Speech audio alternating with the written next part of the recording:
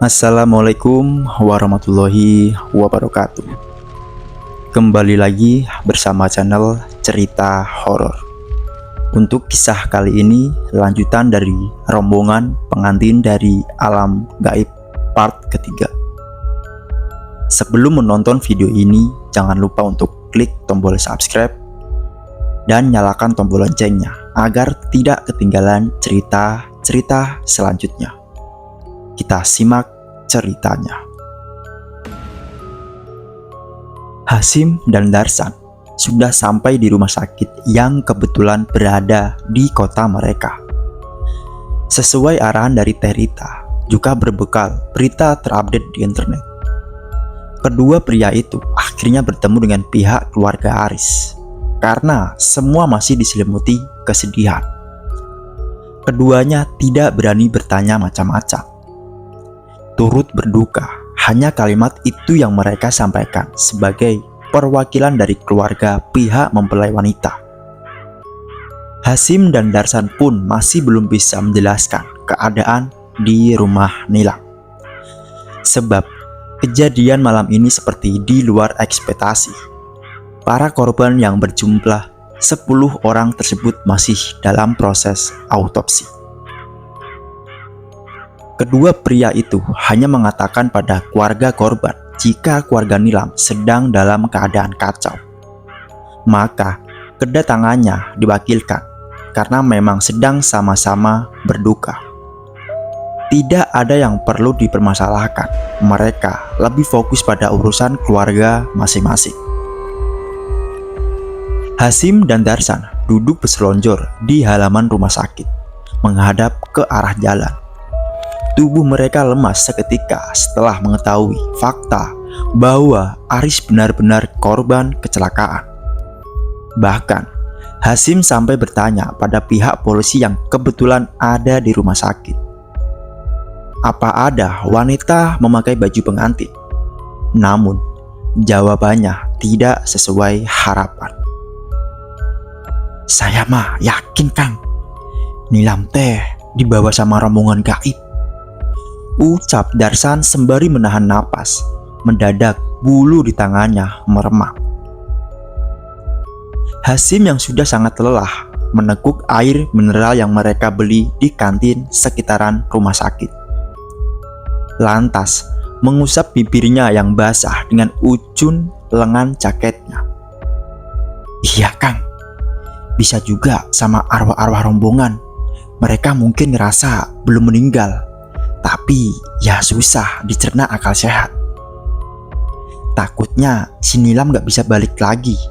Buktinya Nyai Kusuma juga gak pulang lagi sudah puluhan tahun, jelas Darsan. Hus, Kang Darsan jangan sebut nama dia. Bisa kena sial atau kutukan nanti. Saya jadi curiga keluarga Nilam ada yang membahas soal wanita yang hilang itu. Pantangan buat pengantin bahas-bahas soal ini kan. Mendengar kata-kata Darsan, Hasim hanya bisa mengusap lengannya yang terasa dingin.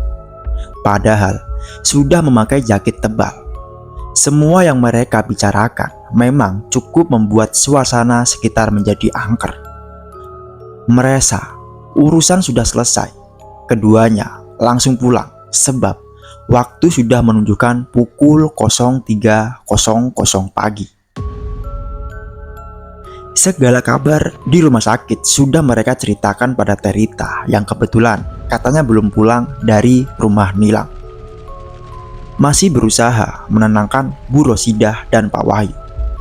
Tugas mereka tinggal pulang ke rumah lalu istirahat. Sementara itu, rumah Nilam masih diselimuti rasa duka. Ada penyesalan dari keluarga mengapa tidak menyadari keanehan yang dibawa para rombongan misterius itu. Padahal beberapa orang merasakan ada bau-bau aneh, seperti parfum yang belum pernah dicium sebelumnya. Bah Karsum meminta yang ada di rumah untuk tidak berisik, sebab ia tengah menerawang keberadaan Nilam dengan mata batinnya. Untuk menjaga ketenangan, Bu Rosidah dan Indah dibawa ke kamar. Pak Wahyu enggan kemana-mana ia ingin menunggu kabar Nilam bernama Nur yang sedari tadi memegangi tangannya. Mereka yang ada di sana merasa ada hawa aneh, seperti intensitas lain yang sulit dijelaskan.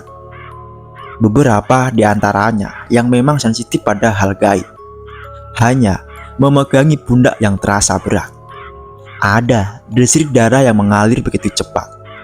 Belum lagi degup jantung yang tiba-tiba mengencang.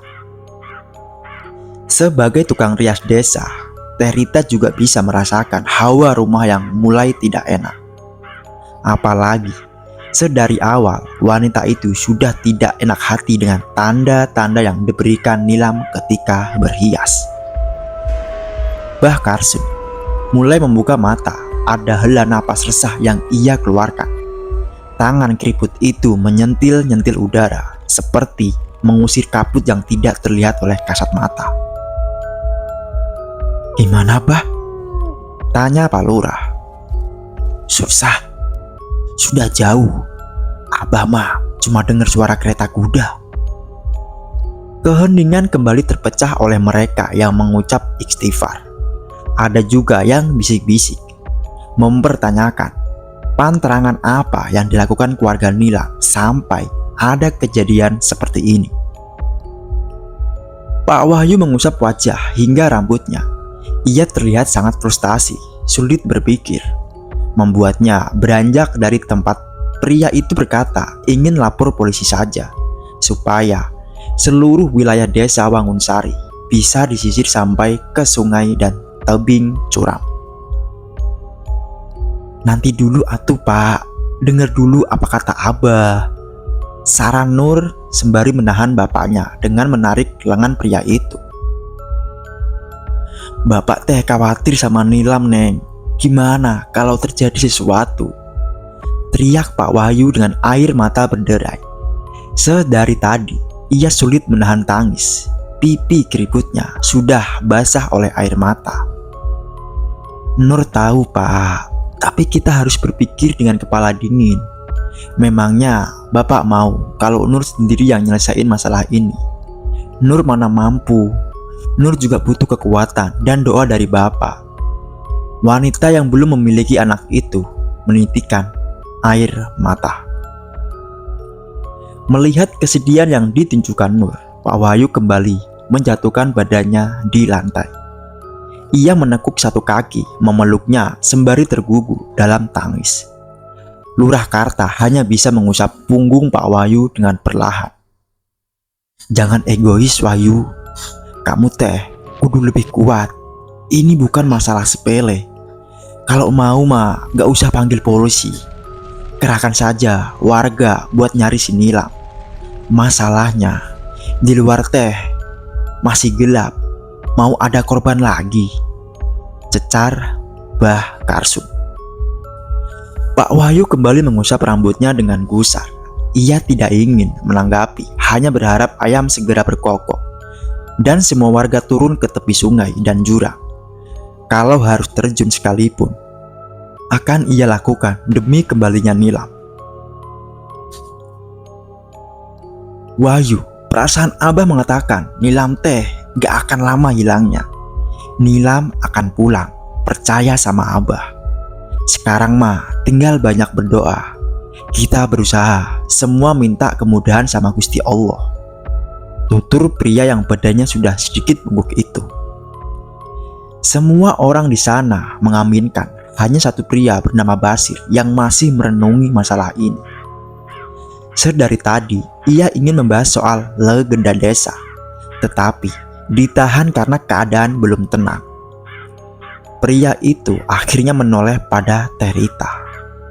"Teh, bukten, waktu teteh ngehias berdoa dulu nggak?" Yang ditanya tercekat karena Teh Rita masih merasa shock. Iya atuh Kang. Semua ritual selalu saya lakukan dengan baik. Nggak ada yang kelewat," jawab Teh Rita yakin. "Kalau gitu Pak Wahyu, apa sebelum ada acara pantangan yang dilanggar? Ingat Pak, desa kita teh masih sakral.